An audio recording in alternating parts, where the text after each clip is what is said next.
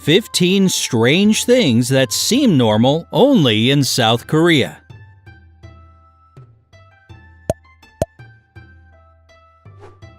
South Korea is a country of contrasts, where modern technologies and ancient Eastern traditions harmoniously combine into something totally unique in and of itself.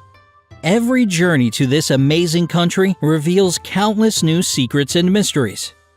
So here's a selection of the most remarkable findings from South Korea that just might astonish you. 15. They have unbeatable state support for pregnant women.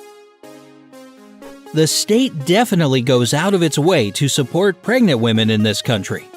For example, expecting women in South Korea are given a special credit card from the government with a $500 balance on it. A future mother can spend this money on medical treatment and all necessary supplements and prescriptions. The state also gives these women a little trinket that allows them to use public transport with comfort and ease. Pink subway seats are reserved specifically for expecting mothers, and the trinket activates a sign so that all other passengers know that there's a soon-to-be mommy in the car. This is especially helpful for those in the early stages of pregnancy when it's not so obvious that a woman is expecting. They also get special parking spots near the entrance of most public buildings and other facilities. And they're not just for pregnant women. Mothers can use these parking places up to 6 months after giving birth. 14. Almost every bus stop has a digital information panel with the bus schedule on it in real time. To start with, there are bus stops conveniently placed near every subway station in Seoul. And all the buses in South Korea are new and equipped with air conditioning. Buses run 24/7, but they don't stop at all scheduled bus stops. That's why you need to be attentive. And when you see the bus you need, you have to signal for it to stop.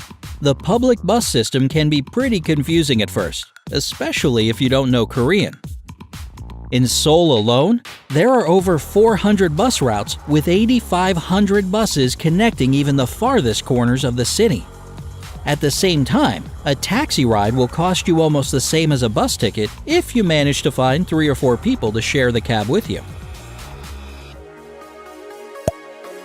13. It's totally normal to try the food in grocery stores. In the majority of Korean supermarkets, there are unlimited samples for you to test. And even if there aren't specific samples laid out for shoppers, nobody controls how much food a customer tries before buying. Or not buying. 12. South Koreans like to give and receive practical gifts. A traditional gift at a housewarming party is a few rolls of toilet paper. They really love practical gifts like this, and especially ones that can be eaten. For example, management at one South Korean company presented their employees with food baskets. These edible arrangements come in different combinations and can be bought in any grocery store before big festivities. 11. TV hosts wear traditional clothing on the Korean New Year. And that's not the only New Year tradition in this country. The Korean New Year usually takes place in January or February, depending on the time of the second new moon after the winter solstice. Koreans celebrate Seollal, or New Year, for 3 days, on the day before, on, and after the New Year. And if you decide to travel around the country at this time of year, you might encounter some serious obstacles. And that's because everybody visits their families and childhood homes for a festive celebration. Just to highlight exactly how hectic it is, train and bus tickets are usually sold months in advance. As for traveling by car, it can take you 4 times longer because of enormous traffic jams. 10. Kindergartners have color-coded uniforms. Each kindergarten has a specific uniform in a certain color so that kids don't get lost in the crowd during field trips and walks around the city. You gotta admit, this is so simple yet incredibly logical since teachers can easily spot the kids from their own group. 9. Churches give little pleasant gifts to their parish. About 4 times a year, big churches arrange free visits to dentists and hairstylists for their parish. They even have representatives who actively recruit people and businesses that want to participate in this generous program. The most common way they invite community partners is by distributing free wet wipes with their church's address on them.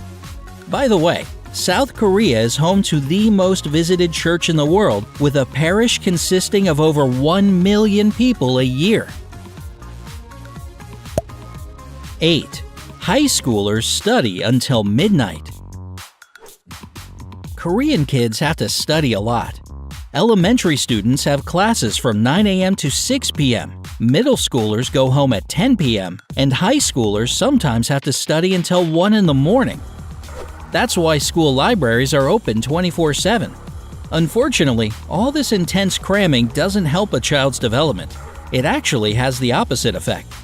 Many of them lose interest in hobbies because they simply don't have any time for any kind of a personal life. They study all the time, sleep during their daily commute, and spend any bit of free time on social media.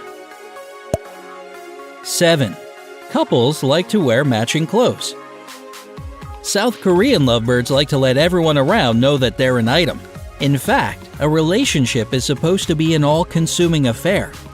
Couples use social media to brag, have cute little celebrations every 100 days, and even arrange romantic vacations almost every month. Not to mention, they choose to display their in-love status with the help of matching outfits. A lot of paired clothes and shoes can be found in special stores like Sweet Bong Bong, Couple Plaza, or Couple Market. Sweethearts of any age can find just what they're looking for. 6. The best gift for a teacher is a cup of coffee or candy.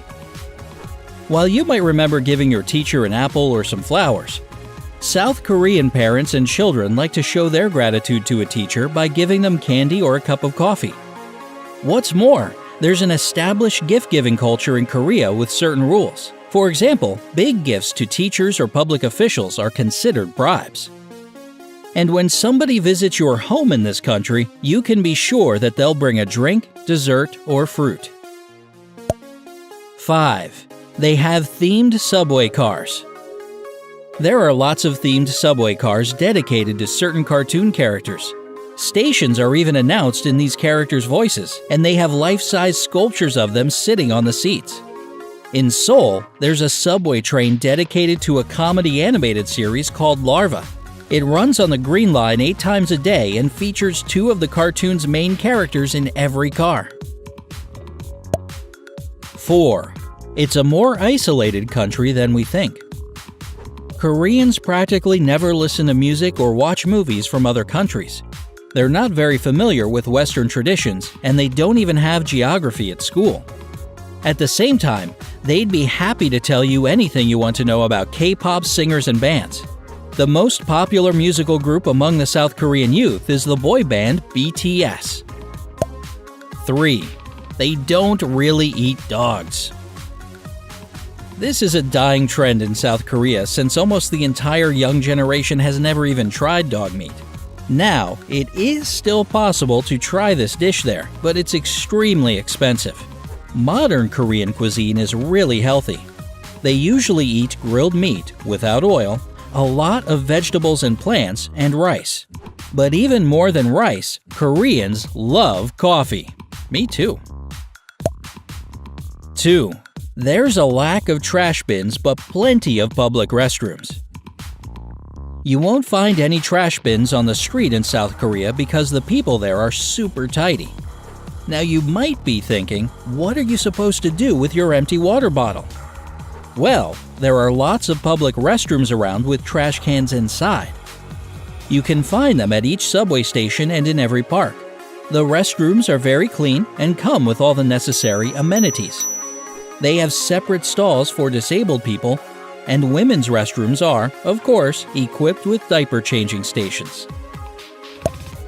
1. South Koreans' workaholism has no limits. The government of South Korea has recently taken an active fight against workaholism, which has become a countrywide disease. Office workers are now required, by law, to turn off their computers on Friday evening. Everybody is supposed to abide by this new rule, but on special occasions some exclusions can be made. Public officials are also exempt, 67% to be precise. This drastic measure is necessary to force people to have a healthy work-life balance. Still, not all South Koreans appreciate this new law.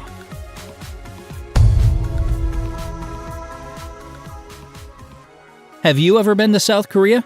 If so, what impressed you most of all?